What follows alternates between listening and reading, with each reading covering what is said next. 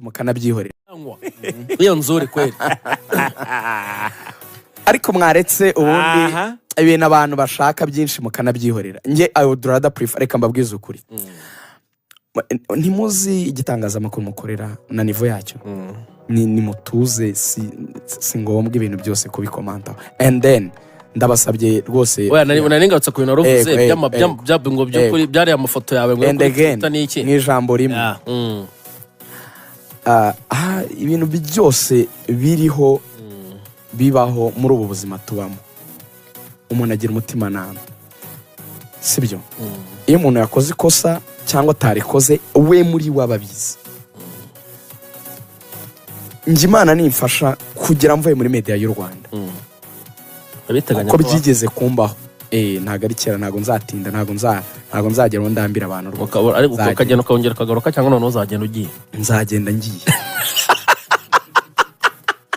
Imana nishoboza, sinshaka kuzongera. Uzi impamvu kugira na accrochage n'abantu baganiriye na Anta nsanga uzi ko abanyarwanda ntitukibabwira umupira, ntitukibabwira ibyo mu kibuga, ntitukiganira ikindi kintu cyose cya baro. Twaganiye na Bayingana tuva ubwo twaganiye na Anta kuri hoteli, tuganira na Bayingana kuva i Cairo kugera hano Addis Ababa, tuva Addis Ababa tugerana hano i Kigali. Twaganira amasaha agera kuri 7 na David Nkunda grand frère wacu. Sha nta nubwo ngomba kubabaza wonye uzamubaza ntabwo wabonye ukuntu nageze hano kuri airport mfite ibitotsi. Naryamye guhera 4 cyangwa 5 tugeze hano. Nabyutse hafi muri iki gitondo wabimazemo. Uzi ikintu nashaka ataye kuvuga Ruvuya, ibintu byo guhora tugongana biri mu bintu bito dushobora gukora, kandi igihe tutabikemuye twese secteurs zose za siporo, twese nka secteurs za siporo, nukuri turi gushyira umupira w'u Rwanda ahantu habi, ku buryo ari ibishoboka ko amateka yazabitubaza. Dora mu bintu biri subjective, ibintu bitajyanye n'ikintu nyamukuru, ntitujya tureba ibintu biri objective, be it muri secteur yose y'umupira. Ni nayo mpamvu ubona n'inzego nkuru z'igihugu zitakibizamo. Uzi impamvu? Kandi ubwo nashoje, twabihinduye ibintu by'amatiku, twabihinduye ibintu byo gushwana, twabihinduye ibintu by'impakana no gutukana. Nsabye ngende usaba, kuko nta muntu ndi kuvugaho, twongere dusubize abantu mu mupira. Rero kuko nzi ko icyo kintu ngiye ku giti cyanjye nshaka kugikora, Ruvuyanga kuva none kugeza nsohotse mu itangazamakuru, we nakwizigera nimwe muzajya mundansa na Lorenzo n'abandi, kuva none njye mbazwa umupira, nzajya mbwira abantu umupira ziko mbishoboye. Urabona nk'iterambere muri ubu buzima twese twifuza, imibereho n'ibindi, hari umuntu uguhora ko ubifite atabifite. Hari umuntu uvuga ngo kuba Rugaju akora muri Kigali University afite kontra nziza iryoshye, no kwakora muri RBA akabigiraho ikibazo, ngo ntiyabifatanya. Ntabwo yabifatanya. Ni nk'aho amasaha 28 yagenwe azi uko agakoza abiri yo kuri radio gusa, none akavuga ngo byaba byiza. Uzi ukuntu societe iri kugenda imera, abantu babifuza ko mwabaho mwese mu buzima abumwe busabukennye.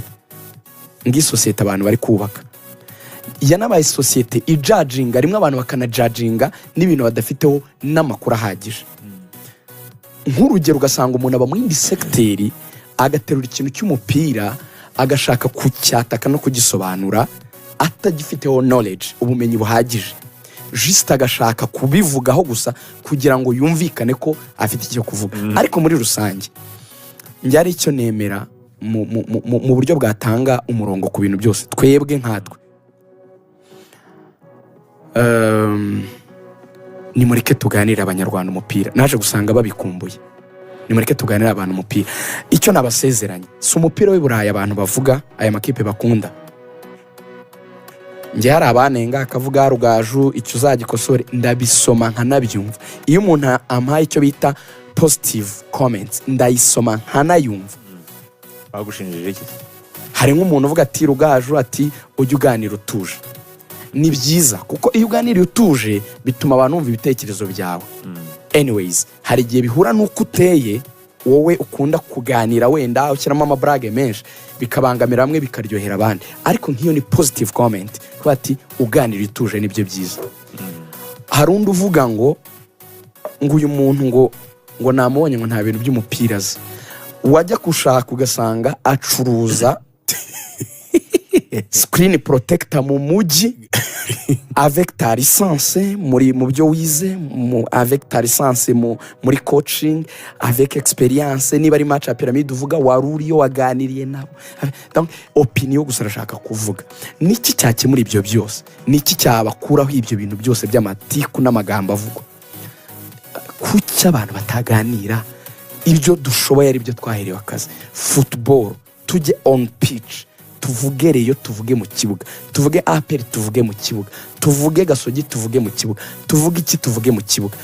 Story zose zindi off pitch nje ku bwanjye Imana ni inshoboza, sinshaka kuzongera kuvuga ku bindi bintu off pitch kuko societe y'Abanyarwanda imaze gushyirwa mu bintu byinshi bitari ngombwa, abantu babireka. Gira ubutumwa ubahereza abo muri Gorilla Games bajye kureba uburyo babona amafaranga, ubundi ibindi ubutumwa bwawe kandi abantu bumve ko hari amahoro, abantu bagirana amahoro. Kuki abantu batagirana amahoro? Nyaka yuko ibyo uvuze birumvikana riga birumvikana. Birasaba ko tushwana ruvuya, basaka abantu bahora bagongana. Dupfiki birasaba ko radio zisubizanye, birasaba ko abantu batongana bashwana. Si ngombwa. It's not. Nje nanakosheje wanambwira tuwakosheje, nabihitamo ko umuntu yambwira. Anyways, byumvikanye cyane. Ariko ubwo tujya imbere Abanyarwanda, ikiganiro cyitwa Urubuga rw'imikino twebwe nta muntu dushaka n'abamatiku kabisa. Nta iyo ntago ari ngombwa, ntago ari ngombwa, ntabwo ari ngombwa, ntago ari ngombwa, si ngombwa, ntabwo ari ngombwa. Tureke ibyo bintu kuko twubahe opinion z'abandi nkuko natwe tugira izacu, kandi ngenda bivuga vice versa. Twubahe ko abantu batuvugaho nkuko natwe twabavugaho, ariko nabo bubahe ko twabavuga nkuko nabo bavuga ku bandi. Byaba byiza kubera ko ni igihe gikwiye aho isi igeze ko tujye mu bintu biri objective twese bizafasha siporo, guhera ku ba grand frere, guhera kuri barumuna bacu n'abari kuza n'abakunda umupira bisanzwe. We owe them. Tubasaba, tubagomba. Rega byumvikanye, reka twikore siporo nkuko urimo kubivuga. Songo rero akaba yitwa Rigani Rugaju, akaba ari umunyamakuru wa Radio Rwanda muri rusange RBA, by'umwihariko ikiganiro cy'urubuga rw'imikino. Uyu musore rero Rigani Rugaju akaba yarari gukomoza ku magambo baje kuba bavugwaho n'umunyamakuru, ndetse kandi akaba ari na nyiri igitangazamakuru Radio and TV 1 Rwanda, ariwe Kakuza Nkuriza Charles. Uyu mugabo rero Kakuza Nkuriza Charles ubwo yari mu kiganiro gitambuka kuri Radio 1 mu gitondo cyitwa Rirarashe, gihera ku isaha ya saa moya kugeza ku isaha ya saa tatu. Uyu mugabo rero Kakuza Nkuriza Charles akaba rero yaje gutangaza amagambo akomeye ahanini rero ubwo yagaragazaga yuko ibyo aba banyamakuru bo kuri Radio Rwanda, by'umwihariko abo mu rubuga rw'imikino, ibyo bavuze ubusesenguzi baje kuba batanga mu by'ukuri atabwishimiye habe na gatoya, ndetse kandi akaba yaje no kugaragaza yuko ibitekerezo baje kuba batanga bidakwiriye kuba byatambutswa kuri radio y'igihugu, ndetse kandi aza no kuba yatangaza yuko aramutse abishatse yajyana igitangazamakuru cy'igihugu mu nkiko. N'amagambo rero uyu mugabo Kensi yaje kuba yatangaza. Umunyamakuru rero Rigani Rugaju nawe rero akaba yirinze kuba yamukomozaho yavuga izina rye, ariko rero aza nyine guhishurira bagenzi be bakorana mu rubuga rw'imikino yuko abadakwiye gusubizanya n'abantu, badakwiye kujya mu matiku, yuko bimaze kugaragara yuko basigaye baratandukiriye aho rero bavuye mu mupira w'amaguru bakajya mu matiku kandi abanyarwanda atari ibyo babakundiye mu by'ukuri. Uyu munyamakuru rero Rigani Rugaju akaba ariko yaje kuba yatangaza, akaba yatangaje yuko basigaye batakiganira umupira w'amaguru kandi abanyarwanda bawukunda. Aza guhishura yuko rero abanyarwanda bakumbuye kubumva baganira ku mupira w'amaguru, baganira kuri football, dore ko rero ari nacyo bahamagariwe. Akaba ari byo rero uyu munyamakuru Rigani Rugaju yaje kuba yatangaza mu rwego rero rwo gukiriyaringa cyangwa se gushyira umucyo kuri ibi ngibi. Uyu mugabo Kensi yaje kuba yabavugaho, birinze rero kuba bamusubiza, birinze kuba bakinjira mu matiku nawe. Ahangaha rero uyu munyamakuru Rigani Rugaju twavuga yuko yagaragaje ubunyamwuga mu by'ukuri, kuko rero iyaza gusubizanya n'uyu mugabo Kensi, niyo mugabo Kensi ntago ari ibintu byari kugaragara neza cyane. Ni mu gihe rero kandi n'abantu benshi bakomeje kugenda banenga uyu mugabo Kakuzankuriza Charles, bavuga yuko ibi ngibi yaje gutangaza kuri aba basore ab'urubuga rw'imikino atari byo, kubera yuko uyu mugabo baje kugaragaza yuko we akunze kuvuga abandi ariko we bamuvugaho akirakaza mu by'ukuri.